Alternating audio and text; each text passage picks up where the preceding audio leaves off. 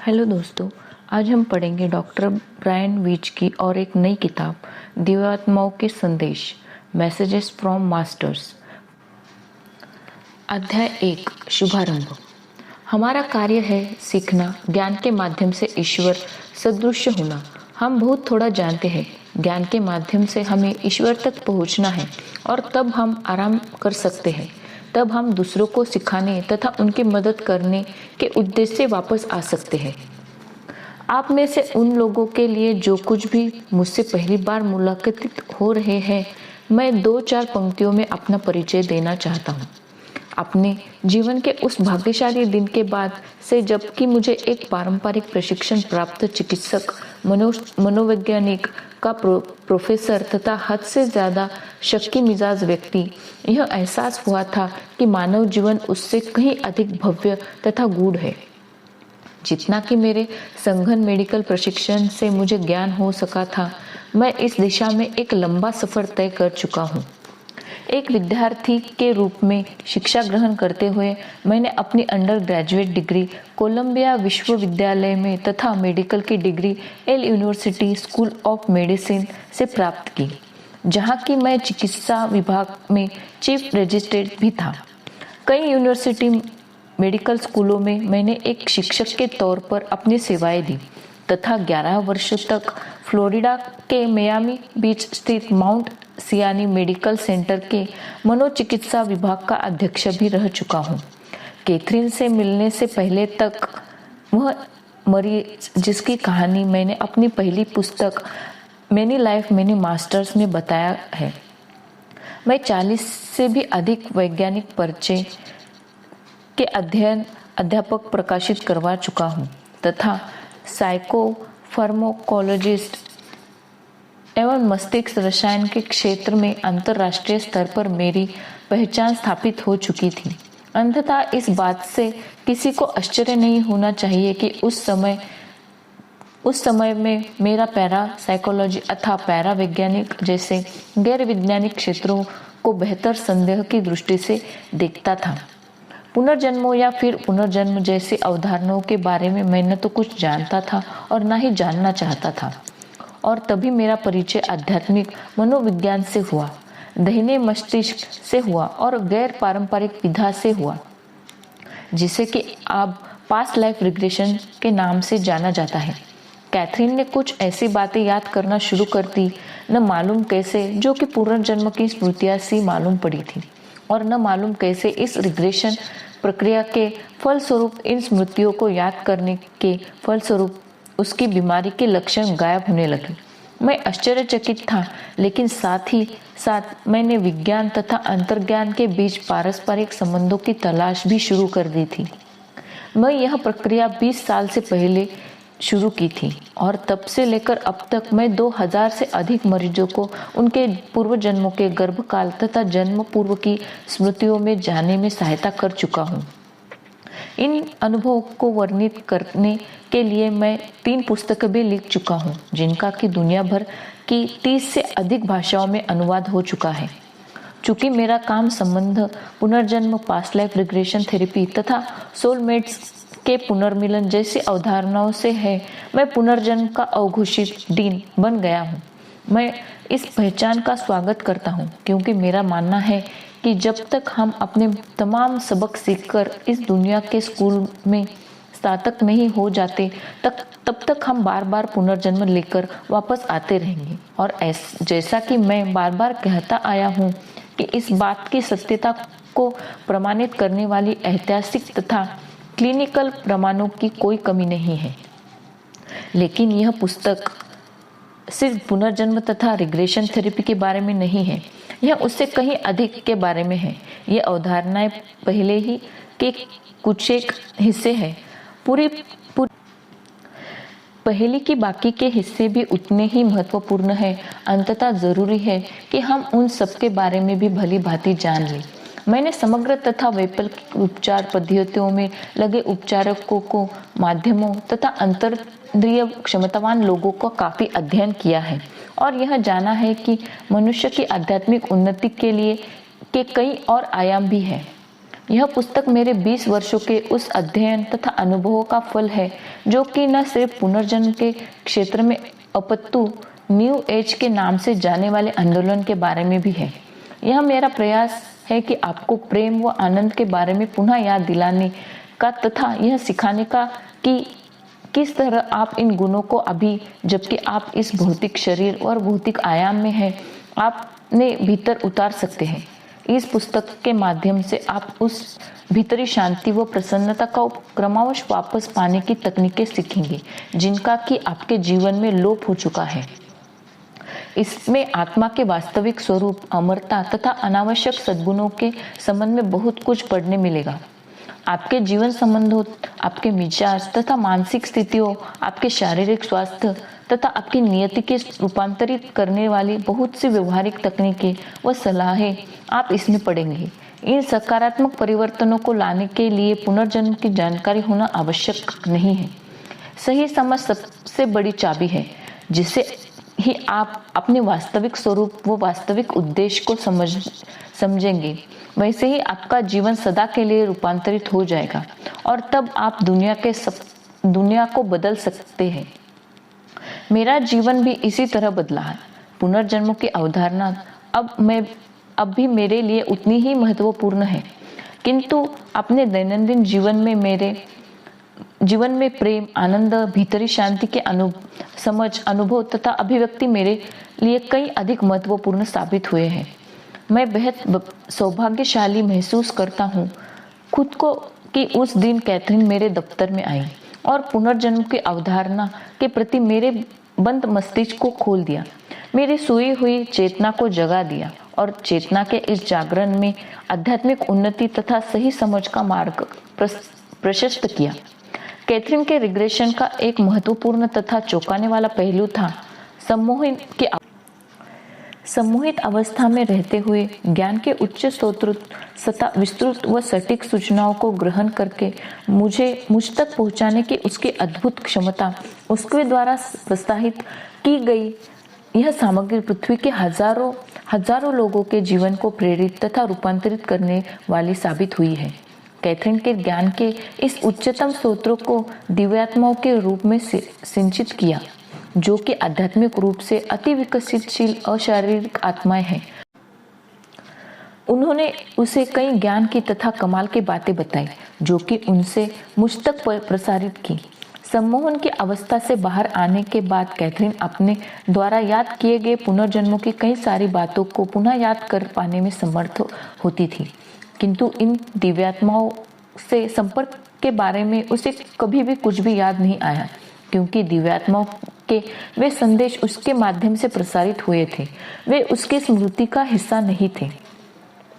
पत्रों तथा टेलीफोन या आमने सामने की बातचीत में लोग अक्सर मुझसे और अधिक संदेशों के बारे में बताने का आग्रह करते हैं। क्या आपने कुछ और भी संदेश सुने हैं? क्या आप अब भी उन दिव्यात्माओं के संपर्क में हैं और क्या आप उनसे क्या सीख पाए हैं?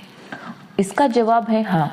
इसका जवाब है यह पुस्तक अपने अन्य मरीजों, अपनी यात्राओं तथा अपने स्वयं के ध्यान अभ्यासों से मैंने और बहुत कुछ जाना है। इसके साथ ही यह भी स्पष्ट हो चुका है कि जो जानकारियां अब तक हमें मिली है, पहले उन्हें ही और अधिक गहराई से समझ जाने की जरूरत है, और इसी कारण इससे पहले प्रकाशित मेरी अन्य पुस्तकों में दिए गए संदेशों को इस पुस्तक के प्रत्येक अध्यापक के प्रारंभ में तथा कभी-कभी बीच में भी पुनः उल्लेखित किया गया है। इन नए व पुराने संदेशों को आपस में गूंथते हुए मुझे यह समझ आया कि इनके माध्यम से असल में एक पूरा आध्यात्मिक दर्शन ही मेरे सामने उजागर किया गया है, हस्तगत किया गया है। मुझे और इस दर्शन के केंद्र में है प्रेम। मेरा मानना है कि हम बतौर मानव इसे आत्मसात करने के लिए तैयार हैं। खासकर के पिछले 30 सालों से हम प्राचीन ज्ञान के खजाने को खंगालकर खुद के लिए स्थायित्व की खोज करते रहे हैं। ऐसा लगता है कि विज्ञान तथा तकनीक के क्षेत्र में हुए अपार प्रगति ने हमें असंतुलित कर दिया है। गड़बड़ा दिया है। हमारी चेतना को सौभाग्य से इस प्राचीन ज्ञान के खजाने को खंगालते हुए अपने पुराने अंधविश्वासों तथा रूढ़ियों को छांटकर अलग कर देने में कामयाबी पाई है। अंततः हमारी चेतना का विकास के उस स्तर पर पहुंच गई है जहां से कि हम सदियों से अर्जित किए गए हैं।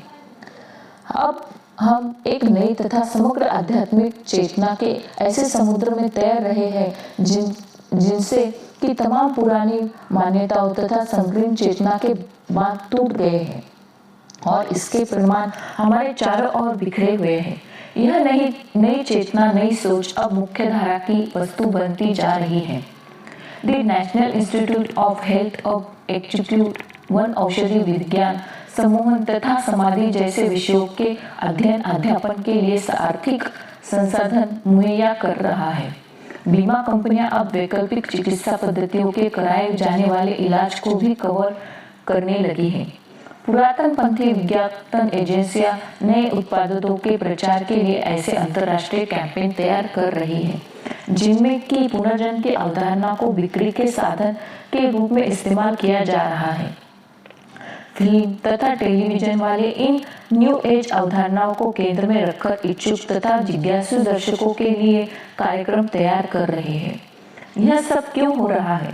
पिछले कई सौ सालों से लोग इस भ्रम में जीते रहे हैं कि तकनीकी प्रगति जबकि वह अपने विकास के चरम पर पहुंच जाएगी, इस इंसानों के सभी दुख दर्द दूर हो सकते हैं कि विज्ञान हमें बीमारियों, गरीबी तथा विकल्पों के बारे में निकालने की कोई चमत्कारी या तरीका नहीं ढूंढ सकता। लेकिन अब हमें यह समझ आ गया है कि सिर्फ विज्ञान एवं तकनीकी के सहारे हमारे समस्या नहीं सुलझने वाली। तकनीक का प्रयोग अच्छाई या बुराई दोनों के लिए किया जा सकता है। अंततः तकनीक केवल तभी हमारी मददगार हो सकती है जबकि उसे पूर्ण जागरण, संतुलन तथा विवेक के साथ इस्तेमाल किया जाए। हमें सही संतुलन प्राप्त करना होगा। प्रेम इस संतुलन का आधार है। लोग जब तीव्र आध्यात्मिक अनुभवों से गुजरते हैं तो उनमें से प्रेम की ऊर्जा लगभग अपने चरम पर होती है। इस तरह से अनुभवों से जागने वाले प्रेम निस्वार्थ होता है, विशुद्ध होता है, भावातीत होता है। यह विशुद्ध ऊर्जा के स्पंदन जैसा होता है, एक ऐसी ऊर्जा जो कि आपके अपने कई शक्तिशाली गुण समाहित किए होती है। ममल बुद्धिमानी, करुणा, समय के मुक्ति तथा परम चेतनता, प्रेम स्वतंत्र, व्याप्त तथा आधारभूत ऊर्जा है। यह हमारे अस्तित्व तथा ब्रह्मांड का सार तत्व है। प्रेम उस प्रकृति का आधारभूत संचारात्मक तत्व है जो कि हर चीज को तथा हम सभी को आपस में जोड़ती है। प्रेम एक लक्ष्य मात्र नहीं है, इस ईंधन मात्र नहीं है। हमारे हृदयों को धड़काते रहने का यह कोई आदर्श कल्पना भी नहीं है। प्रेम हमारा स्वभाव है, हम प्रेम ही हैं। मैं उम्मीद करता हूँ कि यह पुस्तक आपको प्रेम पहचाना सिखा सकेगी, प्रेम अनुभव करना और उस अनुभव को बेहतर से बेहतर करते जाना सिखा सकेगी तथा आपके हृदय में उपज प्रेम को दूसरे पर लुटाना सिखा पाने में भी कामयाब हो सकेगी। ऐसा करके आप अपने जीवन में पहले से बहुत अधिक आनंदी, स्वस्थ तथा हंसी खुशी महसूस कर पाएंगे। प्रेम सबसे बड़ा मरहम है। निकट भविष्य में प्रेम की ऊर्जा के कुछ प्रभावों पर बाकायदा वैज्ञानिक अध्ययन होंगे, उन्हें मापा जा सकेगा तथा समझा जा सकेगा। हालांकि कुछ प्रभाव ऐसे भी होंगे जो कि हमेशा रहस्य के आवरण में ही रहेंगे, भावातीत माने जाएंगे तथा जिन्हें आप माप पाना कभी संभव नहीं हो सकेगा। भाग्यवश हृदय में प्रेम की भावना के उत्पीत होने पर मन में प्यार की तेज हिलोर उठ पड़ेगी। प्रेम की ऊर्जा के जागते ही इसके उपचारात्मक प्रभाव खुद ब खुद अनुभव होने लगेगी।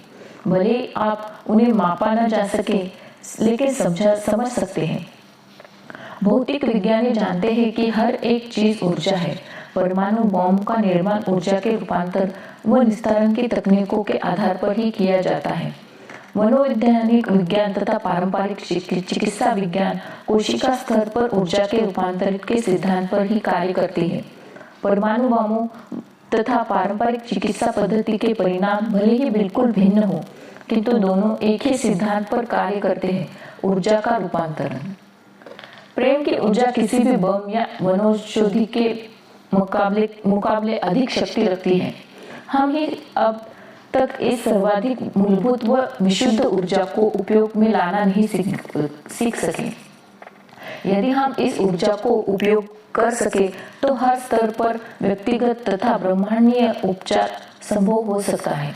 इस पुस्तक के पहले तक मैंने विभिन्न आध्यात्मिक तथा पारलौकिक अनुभव, पुनर्जन्म, आत्मा की प्रकृति, उपचार तथा उपचारात्मक अंतेंद्रिय घटनाएं तथा माध्यम बनाने की क्षमता, मृत्यु निकट तथा मृत्यु पश्चात अनुभव तथा दूसरी दुनिया में मौजूद लोगों की अद्भुत बुद्धिमत्ता की व्याख्या की है।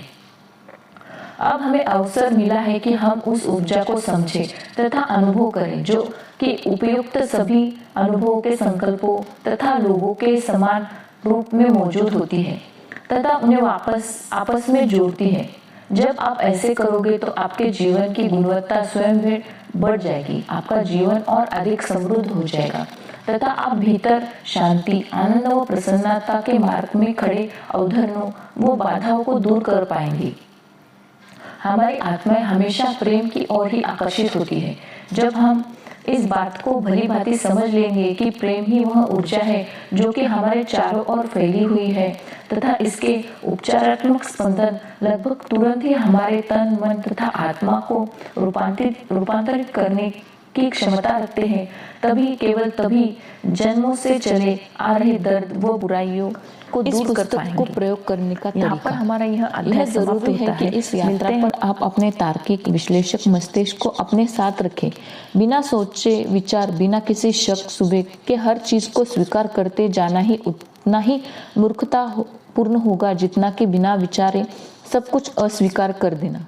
विज्ञान बिना भेदभाव, बिना किसी पूर्वाग्रह के निष्पक्ष भाव से अवलोकन करने की कला है। मैंने ऐसा ही करने का प्रयास किया है।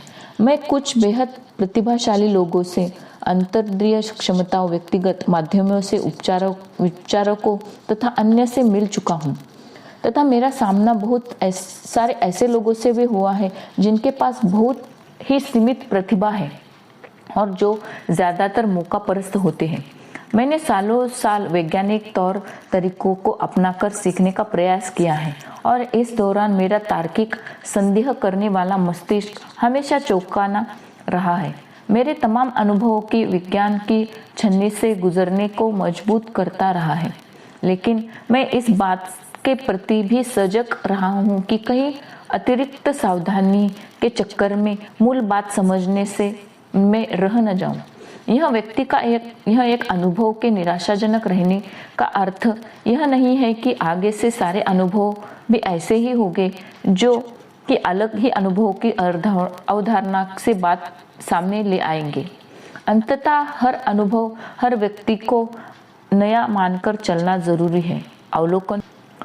मैं यह पुस्तक इसलिए लिख रहा हूँ ताकि मैंने जो कुछ भी पाया है उसका कुछ अंश लौटा भी सकूं। इसे लिखने से पहले मैंने काफ़ी सोचा कि क्या यह पुस्तक की ज़रूरत है, क्योंकि मैं पहले ही 3 पुस्तकें आप तक पहुंचा चुका हूं और उनके माध्यम से काफ़ी सारी जानकारियां आपको दे चुका हूं। और वैसे भी आजकल आध्यात्मिक मार्गदर्शक विषयक पुस्तकों से दुकानें भरी पड़ी है, तो फिर ऐसे में एक पुस्तक लिखने का क्या फ़ायदा।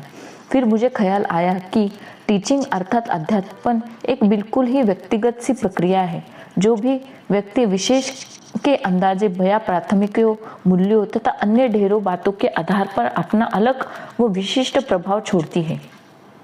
मैं जो बातें कह रहा हूँ या कि कहना चाहता हूँ, हो सकता है कि वे ही बातें और भी कई लोगों ने आपसे कही होंगी, किताबों में के माध्यम से, सेमिनार के माध्यम से या के उदाहरण के रूप में, किंतु उनके कहने का तरीका अलग होगा।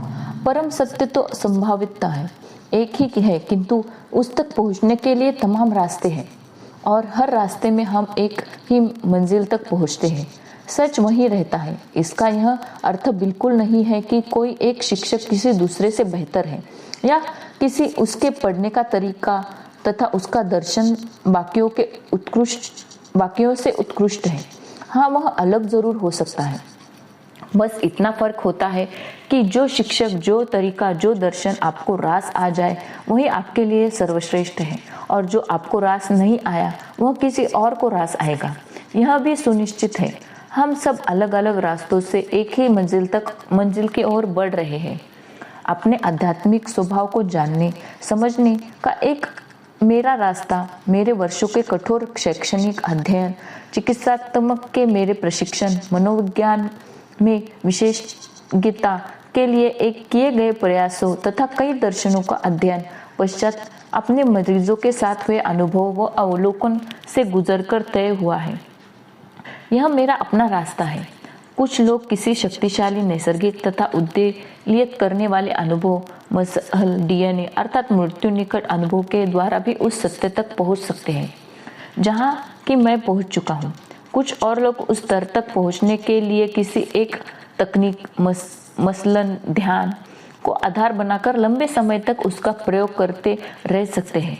ये उनके लिए रास्ते होंगे जो कि उन्हें रास आएंगे। बुद्धत्व प्राप्त करने के कई रास्ते हैं, साथ मिलकर हम उन्हें जान सकते हैं।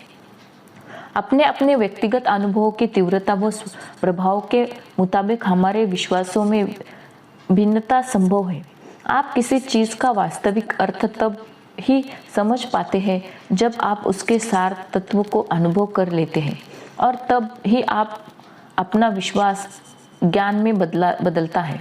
इस पुस्तक के प्रस्तुत की गई संकल्पनाओं को पढ़ लेने मात्र से काम नहीं चलेगा, या कि अन्य लोगों द्वारा किए गए उन अनुभवों को अपना मान लेना ही उचित नहीं है जिन्हें कि यहाँ बतौर उदाहरण पेश किया गया है। और इसलिए इस पूरी पुस्तक में जगह जगह विभिन्न अभ्यास तथा तकनीकें दी गई है ताकि आप उन संकल्पनाओं को स्वयं अनुभव कर सकें, स्वयं में रूपांतरित कर सकें। कई सालों में से मैं अपने मरीजों को यह सलाह देता हूँ कि वे नींद से जागने के तुरंत बाद अपने सपनों को लिखकर रखने का एक नियम बना लें, एक ड्रीम जर्नल बना लें। थोड़े से अभ्यास से ही नींद में देखे गए सपनों को सोकर उठने पर पुनः याद करने की योग्यता खासी बढ़ जाती है। जितने विस्तार से, जितनी बारीकी से आप सपने में देखी गई बातों को याद करके दर्ज करेंगे, उतनी ही आसानी होगी कि आपको अपने सपनों के सही सही अर्थ समझ आएंगे। यही बात ध्यान तथा विजुअलाइजेशन में के मामले में भी लागू होती है। जब आप इन अभ्यासों को करेंगे तो आपको समझ आएगा कि इन अवस्थाओं के दौरान मन में आए विचार, भावनाओं, अवलोकन तथा अनुभवों को दर्ज करने जाना वाकई उपयोगी साबित होता है। सपनों के मामले में जितना अधिक आप दर्ज रहेंगे उतना ही आसानी आपको होती जाएगी आपके अनुभवों को याद करने में। इन तकनीकों का अभ्यास करना मेरे लिए खास मुश्किल साबित हुआ है। अंततः उसी अनुभव को ध्यान में रखते हुए मैं आपको सलाह दूंगा कि यदि आपको भी ऐसा ही लगे शुरू में तो हताश न हो। आपको अपनी आगे बढ़ने की रफ्तार में असंतोष हो सकता है। पहले ऐसा ही लगता है मानो कुछ हो ही नहीं रहा। मैं इस मामले में अपने आप को आलसी पाता हूँ कि एक बार नियम टूटने पर फिर हफ्ते तक मैं ध्यान के लिए नहीं बैठ पाता। तब तक नहीं जब तक कि मुझे याद न दिलाया जाए। अभी भी मेरे संसार के मोह माया तथा जीवन के प्रबोधन में मैं उलझ जाता हूँ तथा अक्सर घमंड, ईर्ष्या या फिर असुरक्षितता की भावनाएं मुझे में अपने साथ बहा ले जाती है। आखिर को हम सब इंसान ही हैं और जीवन बड़ा कठिन है। इसके ढेढ़े मेढ़े रास्ते से गुजरते हुए हताशा का शिकार हो जाते हैं। तो जैसा कि मैं बता रहा था कि ध्यान जैसी तकनीकों का अभ्यास करते समय आगे बढ़ने की गति नहीं बल्कि दिशा अधिक मायने रखती है। यदि आप खुद को पहले से अधिक प्रेममय, पहले से अधिक दयालु, पहले से अधिक अहिंसक महसूस करने लगे हैं तो जान लीजिए कि आप सही दिशा में हैं। मेरी ही तरह आप भी कभी कभी अपने रास्ते से भटक सकते हैं, गलत निर्णय कर सकते हैं, भ्रमित हो सकते हैं, किंतु परेशान मत होइए। मेरी ही तरह आप भी वापस सही रास्ते पर आ जाएंगे। कुछ ही देर में इस राह पर चलते हुए आपको ऐसा महसूस हो सकता है मानो आप 2 कदम आगे बढ़ने के बाद पुनः 1 कदम पीछे लौट आए हैं, किंतु इसकी परवाह मत कीजिए। मानव शरीर में रहते हुए ऐसा होना बिल्कुल स्वाभाविक है। हमें इसी तरह आगे बढ़ना पड़ेगा। बुद्धत्व की प्राप्ति की धीमी तथा बेहद श्रम साध्य प्रक्रिया है, जो कि भरपूर समर्पण व अनुशासन की मांग करती है, और इसीलिए रास्ते में रुककर थोड़ा सुस्ता लेना भी जरूरी है। समय समय पर इसे पीछे हटना मत समझिए। इस तरह से आप थोड़ा सुस्ता लेते हैं तथा आगे के सफर के लिए जरूरी दकमग भी जुटा लेते हैं। इस राह पर तरक्की हमेशा एक सीध में नहीं होती। हो सकता है कि परोपकार तथा करुणा के मामले में आप बेहद विकसित हो चुके हो, किंतु क्रोध एवं धैर्य के मामले में आपकी गिनती अभी भी नौसखियों के लिए की जाती हो। अंततः यह ध्यान रखना जरूरी है कि यदि आप बार बार अपना मूल्यांकन करने या किसी को करने देने की आदत छोड़ देते हैं तो आप कभी हताश नहीं होंगे। जैसे जैसे आप इस पुस्तक को पढ़ते व समझते जाएंगे, वैसे आपका सामना ऐसे अनुभवों से होगा जो कि आपको एक प्रेमी, प्रसन्न चित्त, अहिंसक व निर्भय व्यक्तित्व के रूप में विकसित होने में सहायता करेगा। चूंकि आध्यात्मिक मार्ग पर तरक्की सीधी रेखा में नहीं होती। अंततः पुस्तक में दी गई कुछ अवधारणाएं तथा अभ्यास जहां आपको सरल मालूम होंगे, वही कुछ को समझने तथा करने में आपको थोड़ी दिक्कत पेश आ सकती है। आपको इसके लिए तैयार रहना चाहिए। इस राह पर, इस यात्रा में मैं कई बार गिर कर संभला हूँ और फिर चल पड़ा हूँ। आपके साथ भी संभवतः ऐसा ही होगा। इस पुस्तक के माध्यम से मेरा प्रयास है कि मैं न केवल आपको बार बार गिरने से बचने में सहायता करूं, बल्कि गिरकर संभलने और फिर से आगे बढ़ चलने की प्रक्रिया को भी आपके लिए आसान बना सकूं। मैं जानता हूं कि अपने पन्नों तथा प्रतिक्रियाओं के जरिए आप भी इसी तरह मेरी सहायता अवश्य करेंगी। दिव्यात्माओं के ज्ञान व प्रेरणा के बिना इस पुस्तक का अस्तित्व में आना नामुमकिन था, क्योंकि उनके द्वारा कहे गए वाक्य ही इस पुस्तक के विभिन्न आयामों में प्रस्तुत विचारों व अभ्यासों का मूल स्रोत है। उनके द्वारा भेजे गए संदेशों में निहित विचार व अवधारणाएं उन विशिष्ट बीजों की तरह है जो कि इतने वर्षों के दौरान मेरे मस्तिष्क में पलते बढ़ते हुए अंततः सुंदर पुष्पों के रूप में पल्लवित होकर अपने सामने आए हैं। दिव्यात्मा द्वारा दिए गए उन संदेशों की तुलना आप बौद्ध भिक्षुओं द्वारा उपयोग की जाने वाली उन घंटियों से भी कर सकते हैं, जो कि वे तब बजाते हैं जब उनकी चेतना, उनकी जागृति भीतर की ओर न रहकर बाहर की ओर बढ़ जाती है। घंटी की आवाज यह इस विचलन के प्रति सावधान करके आप वापस लौटने का संकेत देती है।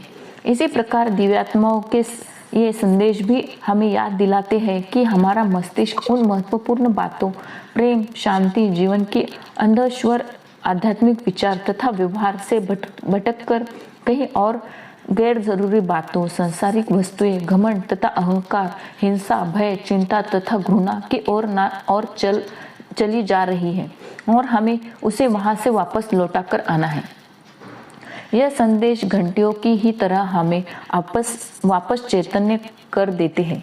यह बार जब आप किसी पेज पर किन्हीं ऐसे शब्दों पर पहुंचेंगे जिन्हें की हाईलाइट किया गया हो, तो अपने पढ़ने की गति थोड़ा धीमी कर दें और उन शब्दों को वास्तविक अर्थ को आत्मसात करने का प्रयास करें। आपको ऐसी मिठास का अनुभव होगा जो कि अन्यत्र दुर्लभ है। हम सभी एक ही नाव पर सवार हैं और क्षितिज पर ढेरों तूफान उठ रहे हैं। चारों ओर हिंसा और अदूरदर्शिता का ही साम्राज्य नजर आ रहा है।